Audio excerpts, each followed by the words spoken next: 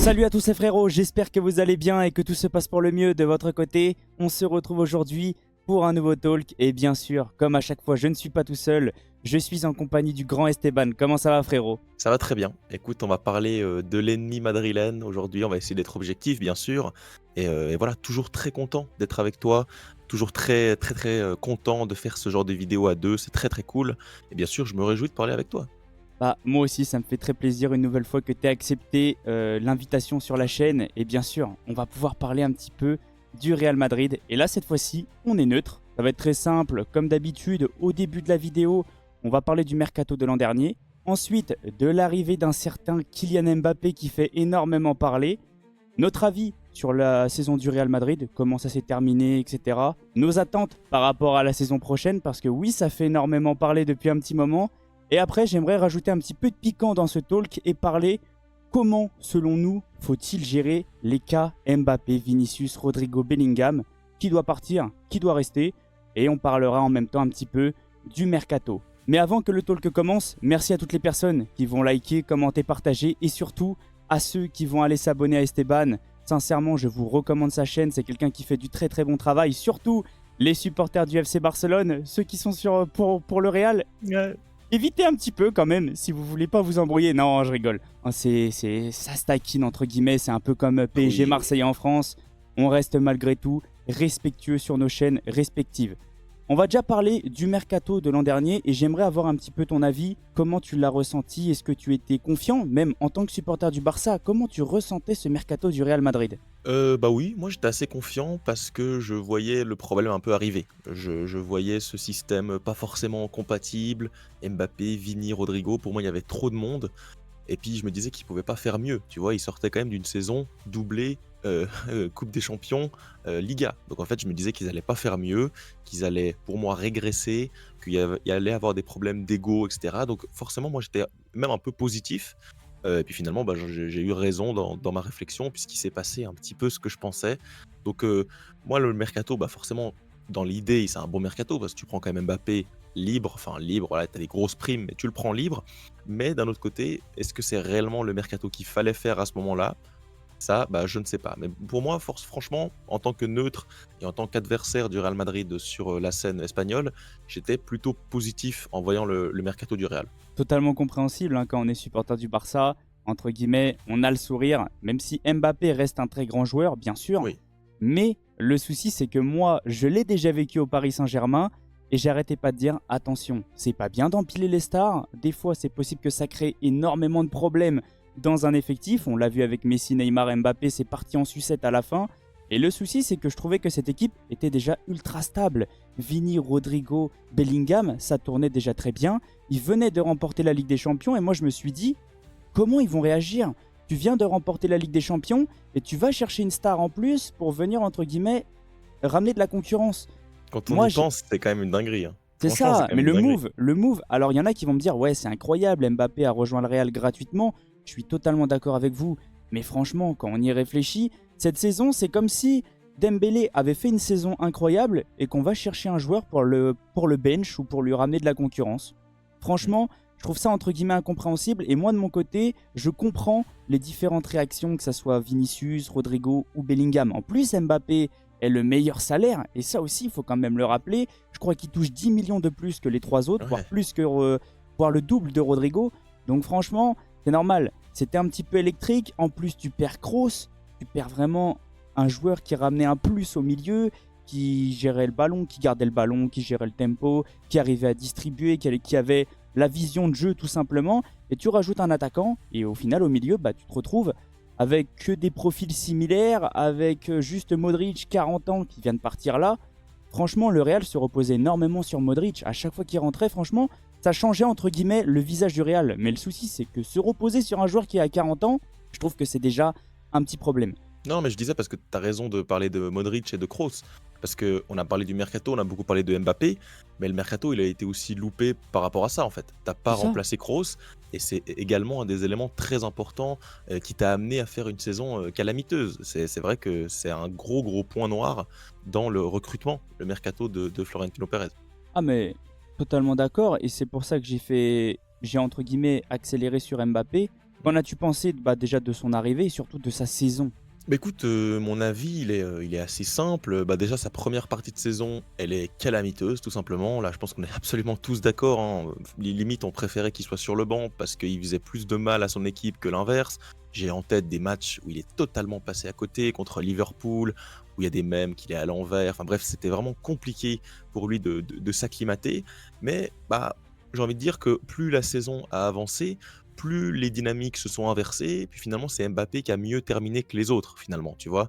Un Vinicius avait plutôt bien commencé, le match contre Dortmund et cetera, puis finalement il a également disparu, Bellingham également, et donc finalement, bah, voilà, tu t'es un peu reposé sur les buts de Mbappé, des buts qui, oui, sont arrivés, mais qui sont arrivés en Liga et dans des matchs qui sont moins importants, moindre envergure. Évidemment, il faut les mettre, grand respect, il a même fini Pichichi et ballon d'or, enfin pas ballon d'or, mais golden boots, donc il avait, voilà, marqué le plus de buts avec le coef, équivalent. Gyökeres joue au Portugal, donc c'était vraiment une bonne fin de saison pour Mbappé niveau personnel.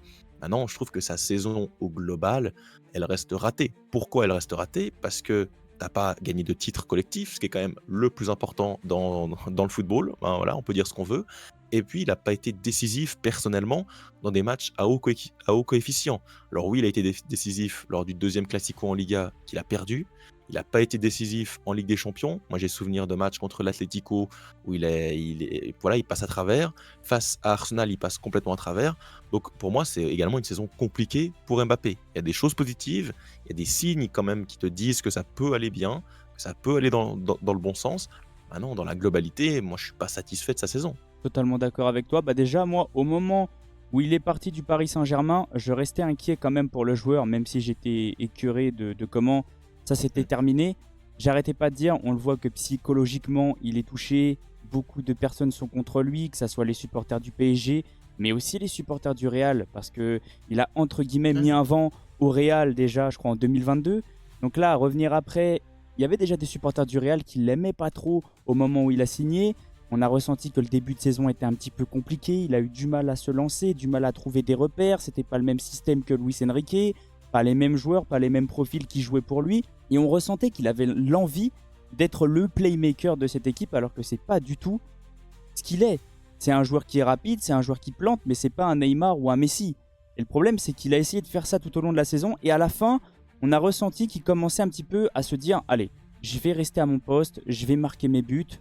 Et il a pris le dessus comme ça en fait, sur Vinicius, sur Rodrigo. À la fin, c'était entre guillemets lui qui cachait le bazar derrière lui. Ouais.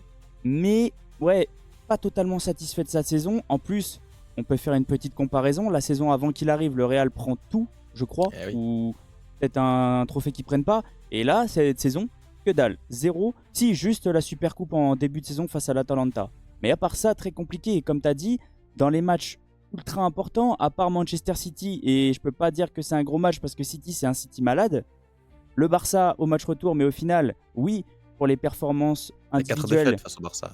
c'est ça, pour lui c'est bien, mais collectivement c'est une catastrophe parce qu'à chaque fois le Barça était au-dessus, le Barça reprenait toujours le dessus.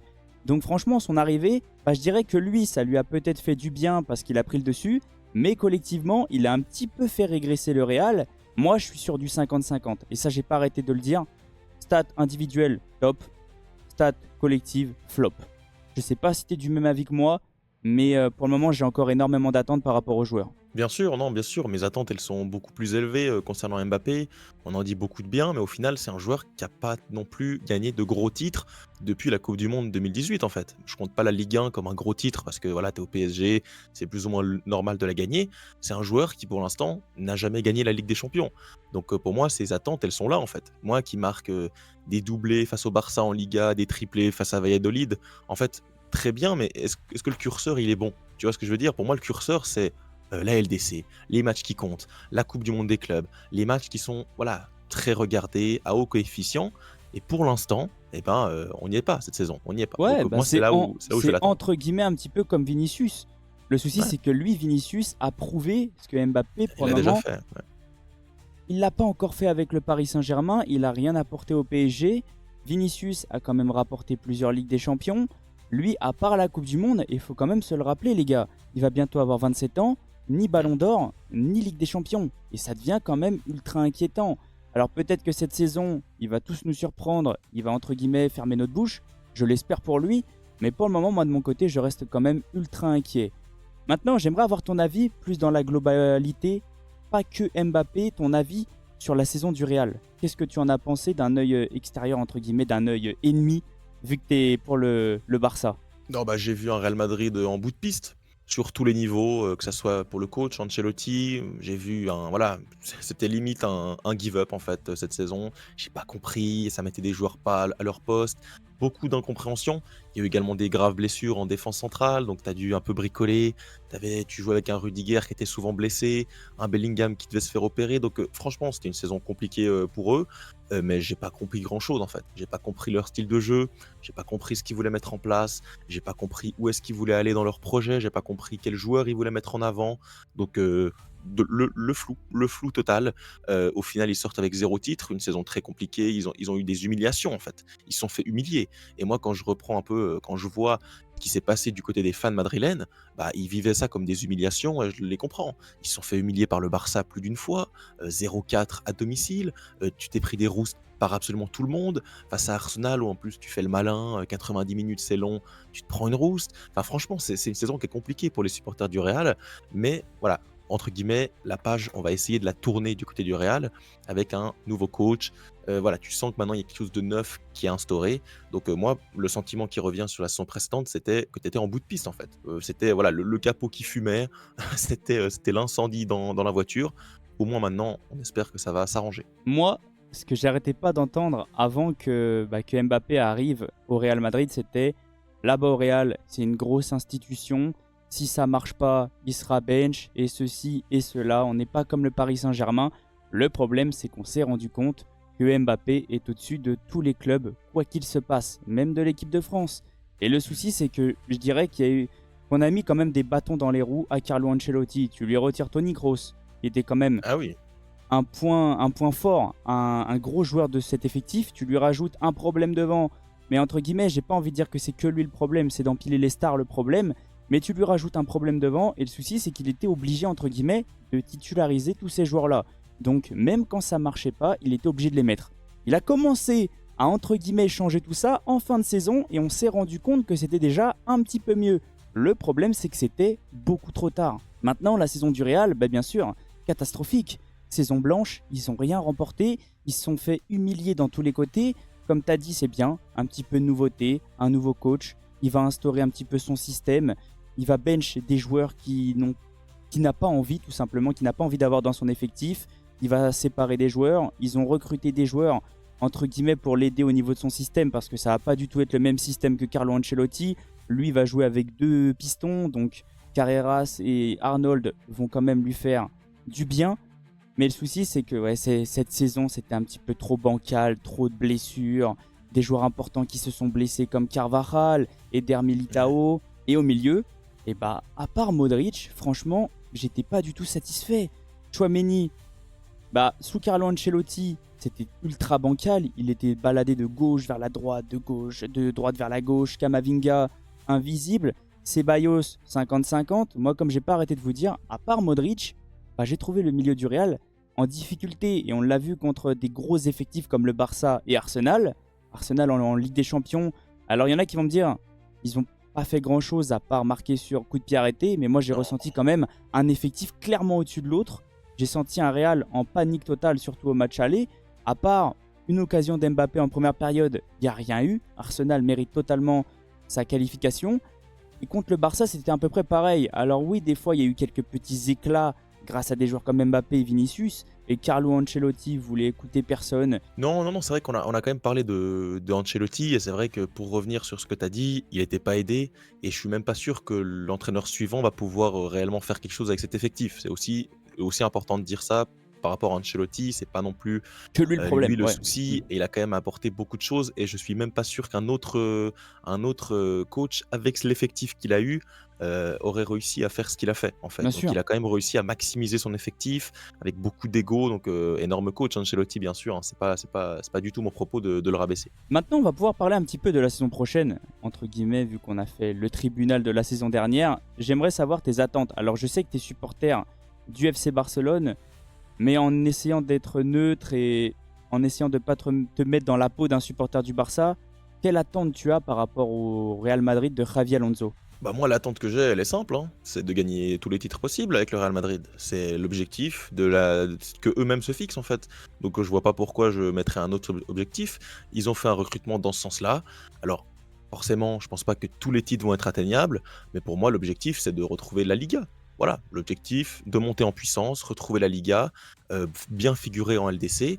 Mais je suis persuadé que si tu leur demandes à eux quels sont leurs objectifs, ils vont te dire de tout gagner. Donc Bien pour sûr. moi, l'objectif, c'est de prendre un titre majeur. Voilà.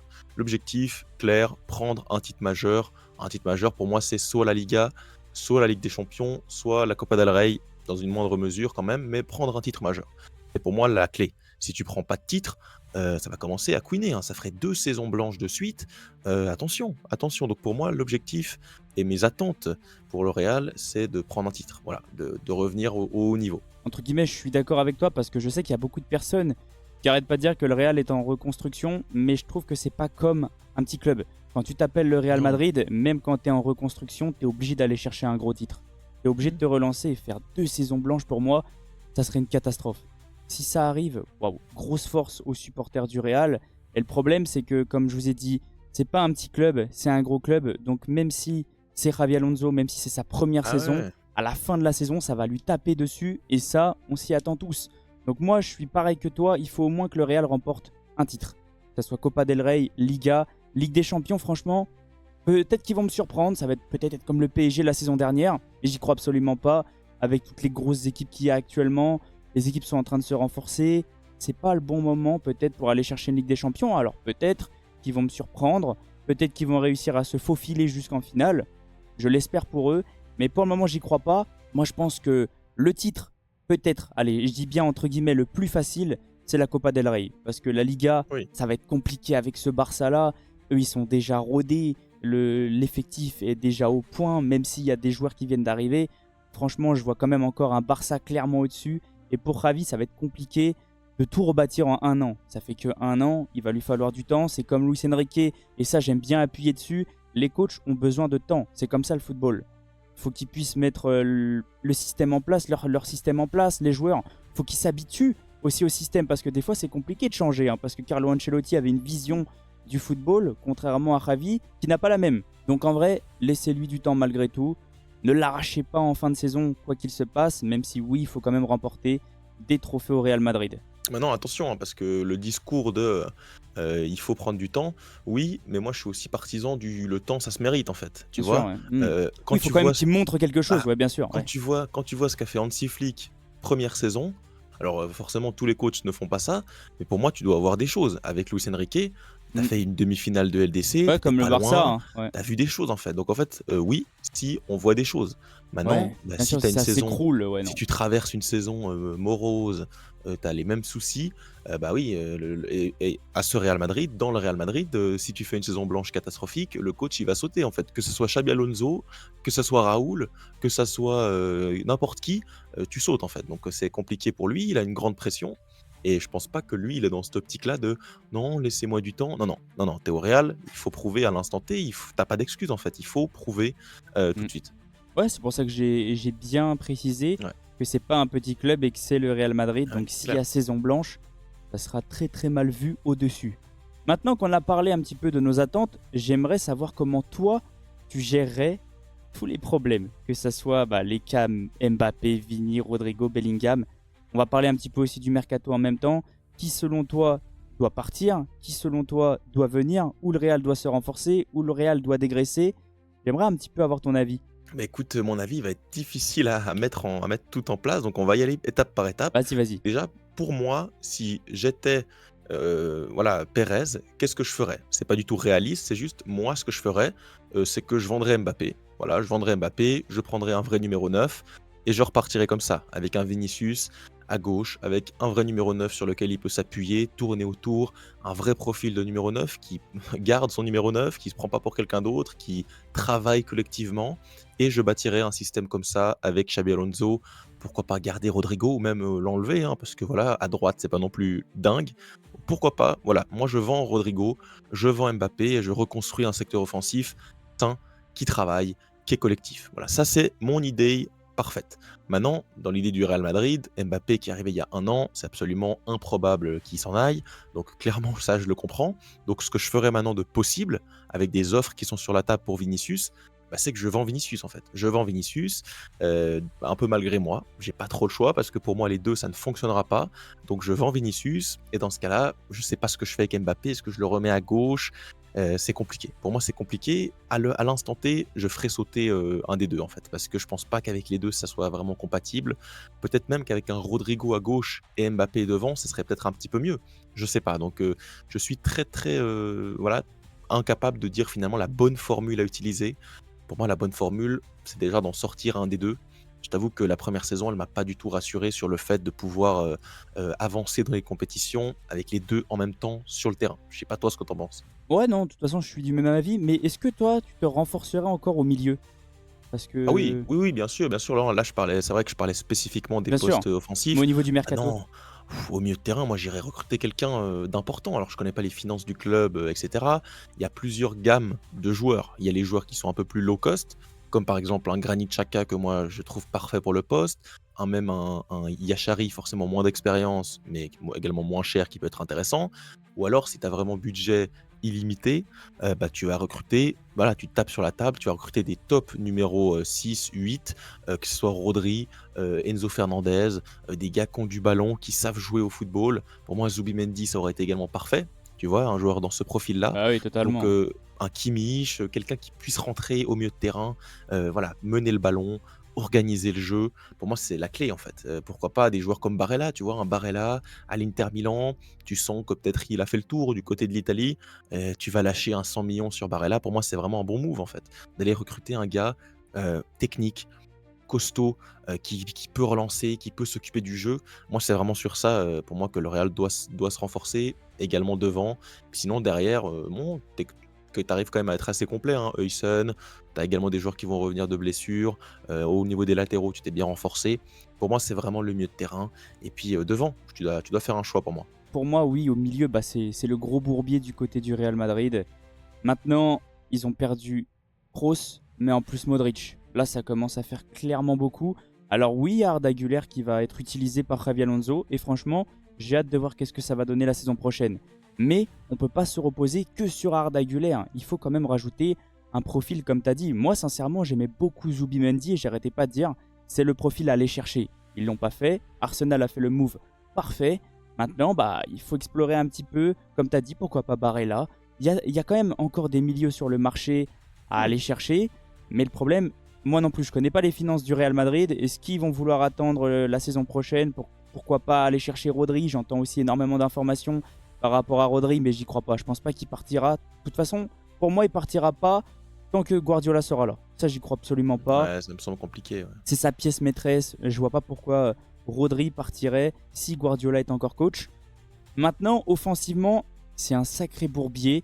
Moi, objectivement, j'ai envie de voir encore qu'est-ce que ça donne Mbappé et Vini sur le terrain. Mais peut-être que ça marche absolument pas. Là, c'est un risque que je prends. Mbappé partira pas, c'est impossible, comme tu as dit, il vient d'arriver. Pérez le voulait absolument. Ils lui ont donné le meilleur salaire. Entre guillemets, le projet repose sur lui. Vini, son contrat va se terminer. Il faut que le Real arrive à le prolonger, mais d'après les récentes informations, Vini, voire son entourage, réclame beaucoup trop. Donc Vini, même si c'est Vinicius, même s'il a rapporté énormément de Ligue des Champions, il n'est pas au même niveau qu'Mbappé en termes de marketing. Ça, c'est impossible. Donc c'est pour ça peut-être que ça coince du côté du Real.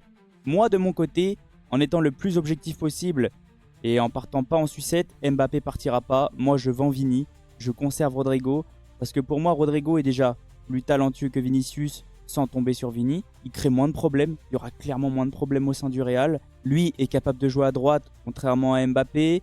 Moi, je pense qu'ils peuvent bâtir un truc et bien sûr aller chercher un numéro 9 ou pourquoi pas laisser les clés du camion à Gonzalo Garcia. Alors ça, c'est peut-être un risque, mais je l'ai trouvé très intéressant pendant la Coupe du Monde des clubs. Peut-être que c'est trop jeune, mais je trouve que c'est quand même le profil que le Real a besoin.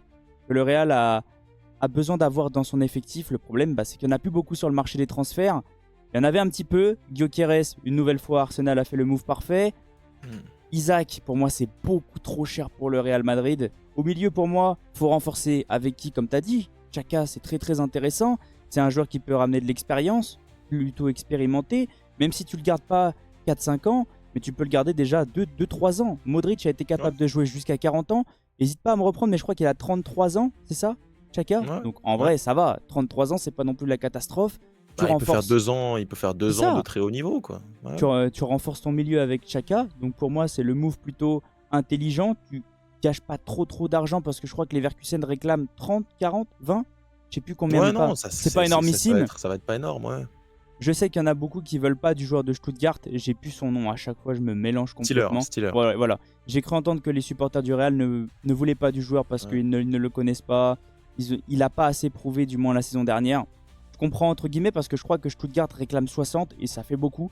Beaucoup trop pour un milieu pas assez expérimenté. Mais il faut renforcer défensivement, comme tu as dit. Alors, moi, peut-être que je vais exagérer. Défense centrale, encore un. Peut-être que je vais trop loin. Essayer de se séparer d'Alaba, mais ça, j'y crois pas Oui. aussi. Ça, c'est beaucoup trop compliqué parce qu'il a un salaire énormissime. Je crois que c'est le deuxième, voire troisième salaire du Real Madrid. Et ça, c'est ultra inquiétant. Oui, bien sûr, il est arrivé en tant que joueur expérimenté, gros défenseur, tout ça. Mais là, le problème, c'est qu'il joue carrément plus. Rudiger, comment il va revenir? Bonne question. Eder Militao, pareil, ligament croisé. Pour le moment, on se repose que sur Huysen et peut-être Asensio. Et encore Asensio, avec tout ce qui se passe hors football, c'est encore inquiétant. Et même sur le terrain, c'est assez Ouais, inquiétant, là, c'est ultra dernièrement. inquiétant. Parce que j'ai vu contre le PSG pendant la Coupe du Monde des clubs, il était un petit peu perdu dans le système de Javi. Les latéraux, je dirais que ça va. À droite, il y a Arnold, il y a Carvajal qui est revenu. Ça va, il y a Valverde qui est capable de jouer à droite aussi. À gauche, ça va aussi. Carreras, Fran Garcia. Je me séparerais quand même, moi, de mon côté, de Ferland Mendy qui est trop fragile selon moi. Avoir Carreras ou même Fran en titulaire, c'est plutôt intéressant, c'est pas non plus la catastrophe. Mais Ferland, pour moi, c'est beaucoup trop fragile. C'est fini, faut arrêter. Mais bien sûr, il y a un énorme chantier. Tu pourras pas tout changer, tout métamorphoser en une saison. Comme tu as dit toi juste avant, avoir un petit peu de réponse quand même, voir quand même que ça progresse. Non, au niveau du mercato, je pense qu'on a fait le tour, hein. On attend tous encore des recrues, en fait. Mais le souci, c'est que j'ai l'impression qu'ils sont C'est plutôt terminé, ouais. OK. Ouais. Donc, c'est vrai que ça m'inquiète quand même au niveau du mercato. Peut-être qu'ils attendent le départ de Rodrigo pour pouvoir se bouger. Alors peut-être qu'ils attendent que Liverpool bouge pour eux pouvoir bouger. C'est le bazar un petit peu, mais moi j'ai l'impression que le mercato du Real est terminé. Ils ont l'habitude, c'est un petit peu comme vous, j'ai l'impression qu'ils ont l'habitude de bouger très tôt dans le mercato. Après c'est bouclé, c'est terminé, il n'y a plus rien. Contrairement à nous au Paris Saint-Germain, on aime bien s'activer à la fin. Là le problème c'est que c'est devenu très calme après Carreras. C'est le calme total. Bien sûr, il y a aussi Mastantuono, faut pas l'oublier. Alors je crois qu'il va arriver en août. Ça rajoute Ouais, il quand va même un arriver, joueur. il sera là. Ouais, voilà, ça rajoute quand même un joueur offensif, mais pour moi, ça reste quand même beaucoup trop léger. Pour l'instant, il arrive plutôt dans un poste de doublure. Enfin, je le vois pas tellement en tant que titulaire tout de suite, en fait. Après, on peut avoir une bonne surprise, hein, mais c'est vrai que tu te dis pas que c'est Mastantuono qui va résoudre tous les problèmes du Real. C'est un peu compliqué de se dire ça. C'est ça. En tout cas, les gars, merci à tous ceux qui sont restés du début jusqu'à la fin. N'hésitez pas à me dire qu'est-ce que vous avez ressenti de la saison du Real Madrid. J'aimerais connaître vos attentes par rapport au club pour la saison prochaine. Comment vous gériez les cas Mbappé, Vini, Rodrigo? N'hésitez pas à tout me dire dans les commentaires. Je viendrai vous répondre avec grand plaisir. Et n'hésitez pas à liker, vous abonner, partager la vidéo, ça me ferait extrêmement plaisir. Et surtout, à aller vous abonner au Grand Esteban. Ça me ferait extrêmement plaisir de le faire accélérer un petit peu au niveau des abonnés. Et on va vous laisser sur ça. Non, bah écoute, les Madrilènes qui sont toujours là, bonne saison à vous. Et puis on se revoit très vite sur le terrain. On espère vous en remettre quelques-unes sur le terrain. Il a raison. Ça taquine un petit peu. C'est pas méchant. Oh, c'est quand même l'heure de se retrouver, là, voir quel est le vrai numéro 10, C'est ça. Mbappé ou Lamine Yamal. Passez une excellente journée ou une excellente soirée en fonction de quand vous allez regarder la vidéo. Et on se retrouve très vite. Ciao les potes! Ciao.